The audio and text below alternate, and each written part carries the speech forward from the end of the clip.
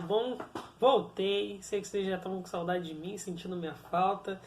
Quanto tempo que o Hugo não dá aula, né? Que saco, chato, muito chato isso. Brincando, gente. Vamos lá, então. A gente vai continuar falando sobre doutrinas e movimentos sociais no século XIX, suas importâncias e suas transformações, beleza? Eu lembro que a gente tinha parado em evolucionismo. É, eu lembro também que eu tinha prometido para vocês, né, dar isso muito bem orientado no mapa mental. Prometo, vou dar para vocês direitinho, né? E aí qualquer coisa eu explico de novo. Que eu tive um problema no meu computador, então não deu muito para poder fazer, né? E aí comecei a fazer e aí o computador apagou, né? E agora tá tudo fechado e eu tô roubado, vou dar um jeito, mas prometo. Gente, então para dar continuidade a gente parou sobre as doutrinas na segunda metade, então a gente vai ter um conjunto de doutrinas na primeira metade do século XIX, que vai ser o liberalismo, o nacionalismo e o romantismo, positivismo e evolucionismo, beleza? Então a gente vai ter a maioria nesse lado. Enquanto do outro lado a gente vai ter, né, depois da segunda metade já do século XIX, que a gente já está falando de 1850, 1860, 1870, né, a gente já vai ter umas ideias praticamente diferentes. Mas a gente não tem tanto esse negócio, não, essa ideia vai começar daqui para frente, não. Elas só vão tomar mais caminho, né, mais volume a partir de um determinado período, mas elas já existiam antes nessa metade, né? Então a gente vai falar sobre as ideias do socialismo. A gente vai ver que vai ter basicamente dois tipos de socialismo, né? O socialismo utópico e o socialismo científico, né? E para a gente falar desse tema, então assim, a gente tem que entender muito bem esse tema, porque vai ser uma das doutrinas que mais vai influenciar no mundo posteriormente, vai transformar o mundo, e aí a gente, depois disso a gente vai ter principalmente que a gente viu, né, as mudanças na Europa durante o século XIX, porque vai ser dotada por uma parte desse socialismo científico.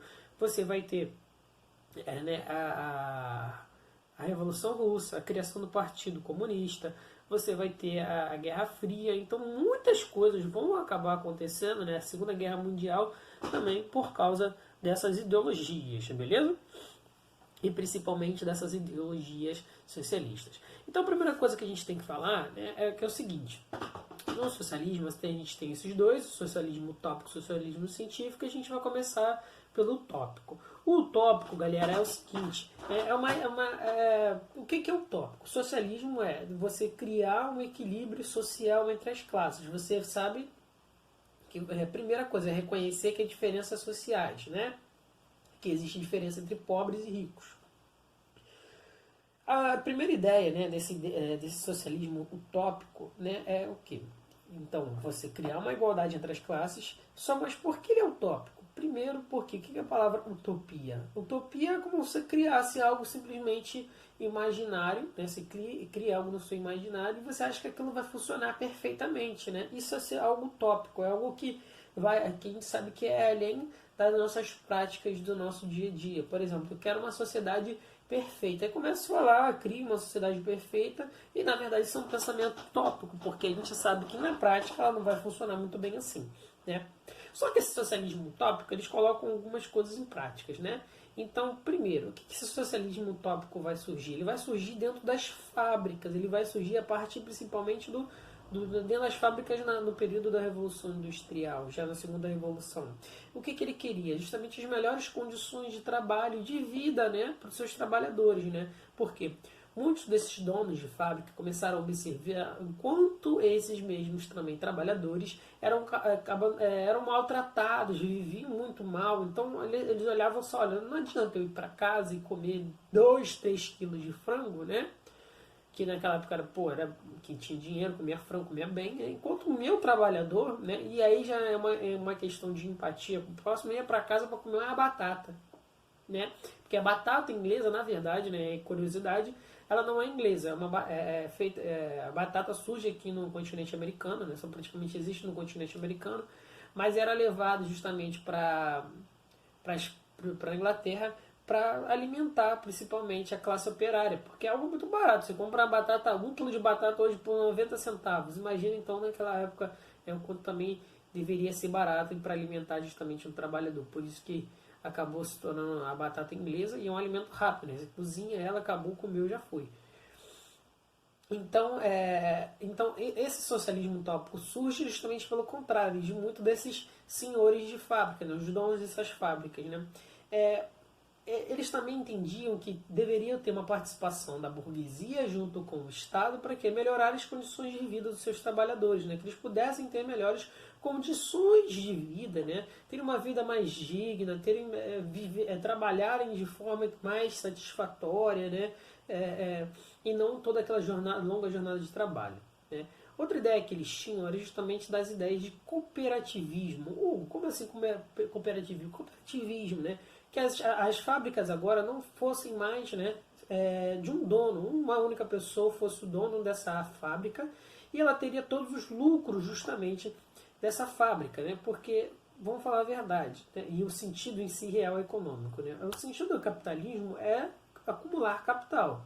O dono de uma fábrica tem um sentido de quê? De enriquecer. Né? Toda fábrica tem um sentido de gerar dinheiro, né? E de enriquecer para si.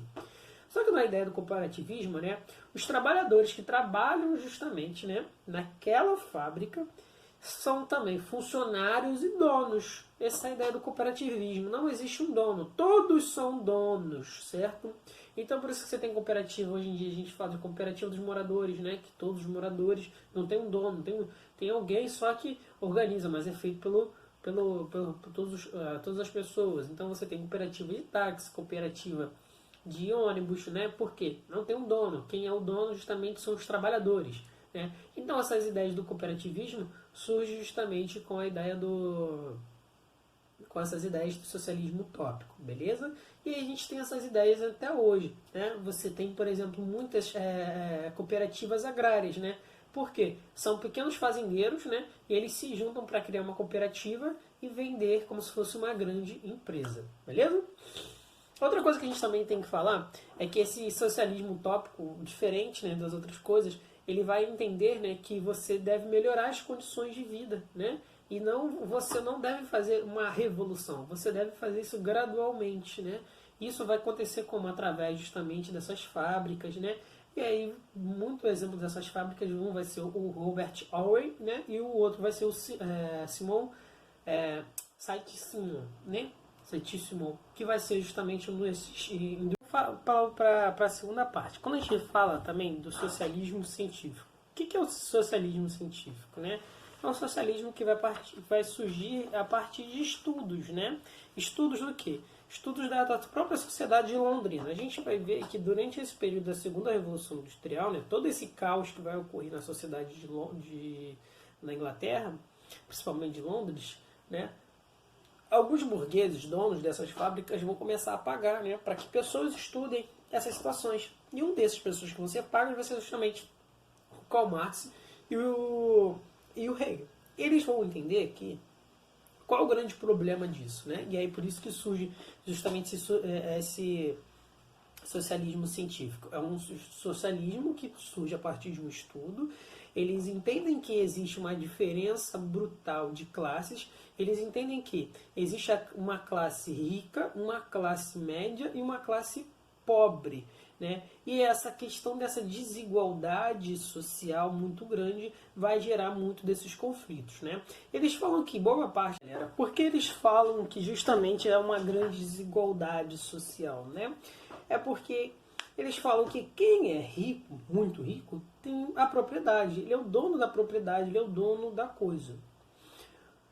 Enquanto o trabalhador, a única coisa que ele é dono, né, é da sua força de trabalho, é da sua própria força mesmo, do seu punho, do que ele tem o que ele tem para oferecer é sua força de trabalho. Enquanto as pessoas da classe média, classe alta, possuem, né, o direito à propriedade, têm a propriedade. E essa propriedade é o grande diferenciador entre essas duas partes, beleza? O ponto central disso também, galera, tá ligado? É que além dessa luta de classe, dessa questão de trabalho, né, de que quem tem propriedade, quem tem trabalho, né, é também como é que isso vai se transformar, como essa desigualdade, como que um trabalhador operário, né, vai sair dessas piores condições de vida, de sobrevivência, né, porque no entendimento é o seguinte, o trabalhador praticamente ele trabalha para sobreviver. Ele não tem condições simplesmente de acumular capital para o trabalho, né? É uma das coisas mais difíceis de ocorrer justamente nesse período é você conseguir guardar, fazer uma poupança, o que muitas pessoas hoje em dia fazem, né? Porque eles ganham muito pouco. Então, eles achavam que justamente, né, esses dois filósofos achavam que o único meio justamente de acontecer uma transformação não seria como no socialismo utópico, né, através de cooperativas, através de uma ideia mais de um progresso, né, de uma progressão ao longo do tempo. Né. Eles acreditavam numa revolução, que isso deveria ocorrer de uma forma revolucionária. Por quê? Né? Ele entendia que existiam classes dominantes que dominavam justamente essas classes mais pobres, né? E que não queria que de jeito nenhum essas classes pobres conseguissem melhorar as suas condições de vida. Por quê? Uma hora elas poderiam ser dominadas por esse grupo, né? Uma grande questão disso que a gente pode ver, né, é que eles trazem essa ideia de revolução como um único meio para alcançar justamente uma igualdade social. E aí ele fala que isso deveria ser progressivo. Né? Você vai ter a ideia primeiro de uma revolução feita pelo proletariado ou pelo operário, né? Isso que é proletariado, as pessoas pobres, né? Os trabalhadores. Essa revolução ocorreria, haveria um período ditatorial, né, desse operariado, porque para impedir qualquer retorno justamente dessas classes dominantes. E aí eles falavam que é o seguinte, né? E o segundo processo seria a ideia do socialismo, né? Onde você teria diminuir, né, todos os sentidos de desigualdade social, né? Para que acontecesse uma coesão social entre todos os grupos sociais. A última fase disso seria o comunismo, onde não teriam mais direitos individuais, né, direitos à propriedade. Né, então eu não seria mais dono desse objeto, o Estado seria dono desse objeto e aí todos teriam esse mesmo direito, beleza? Eu não teria mais direito a uma terra, então essa daqui seria a minha casa. Eu não tenho mais direito a essa casa agora é de todos. Né?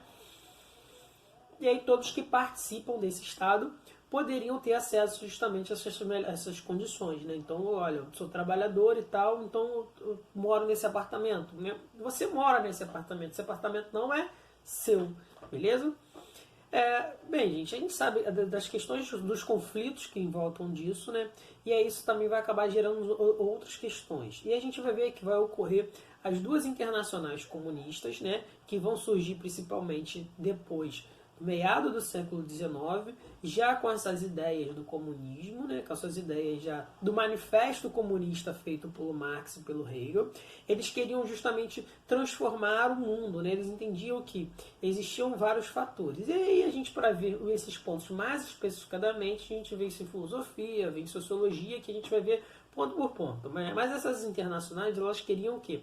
Internacionalizar o comunismo para o mundo todo, então elas tinham uma ideia expansionista, e eles tinham 3 pilares, eles tinham alguns pilares fundamentais, né, que são 4 pilares. A separação da igreja do Estado, bem, mas isso de certa forma já tinha ocorrido anteriormente, mas você tinha alguns estados, né, que ainda tinham essa relação Estado e igreja. Então eles queriam separar o Estado da igreja, né? Eles queriam o fim de um exército permanente, porque esse exército poderia oprimir justamente essa classe trabalhadora que poderia se revoltar. Né? Queriam um ensino gratuito, porque eles entendiam que o ensino, a educação gratuita, né, colocaria uma igualdade entre as classes. Né? Então o rico não teria mais agora uma escola particular, né? O ensino seria gratuito, então todos estudariam a mesma coisa. E também um estabelecimento de uma igualdade civil entre homens e mulheres. Né? Não tem mais aquela questão, não, mulher não vota, mulher não tem direito ao trabalho. Não. Olha, mulher e homem são a mesma coisa. Beleza? E para terminar, galera, a gente tem as ideias do anarquismo. Né? E aí as ideias do anarquismo são o seguinte, elas funcionam um pouco diferente dessas ideias dessa relação do comunismo, do socialismo e tal. Eles entendiam que o Estado, quem faz essa opressão, né, nas pessoas, na classe trabalhadora, não é em si o dono da propriedade, né? Mas quem garante isso é o Estado, né? O Estado que oprime, o Estado que põe leis, e quem, de certa forma, também domina esse Estado são as classes sociais mais altas. Então, como que essas classes sociais, né, mais altas, esses donos, Então os anarquistas acreditavam que justamente quem fazia essa opressão toda era justamente o Estado, né? E aí eles queriam justamente o fim de um Estado, né? Derrubar o Estado. O Estado não era mais necessário. As próprias pessoas poderiam regular suas próprias condições de vida e situação, né? E aí elas poderiam viver em ambientes anarquistas. O anarquismo é o fim do Estado para justamente acabar com essas ideias de opressão e as pessoas poderem viver em liberdade, né? Bem, dessa forma também a falta do Estado também deixa de garantir alguns direitos justamente para esses outros grupos, né? Para os grupos tanto para os grupos tanto superiores quanto os inferiores, né? Porque o Estado é garantidor dos direitos das pessoas. Só que esses anarquistas acreditavam justamente nisso, né? Que o Estado era justamente um opressor, que o Estado que justamente garantia para esses outros grupos justamente o poder de oprimir as outras classes, beleza? E aí por isso que os anarquistas queriam um fim dos estados para que pudessem ter mais liberdade, ter mais igualdade entre as pessoas, porque as relações seriam dadas diretamente, beleza? Gente, é aqui que a gente encerra essa parte. Por favor, pedir para que vocês façam praticando dessa página e eu vou mandar, eu mando para vocês direitinho o slide montado que eu vou conseguir em nome de Jesus, tá bom? Beleza? Gente, forte abraço para vocês e até amanhã.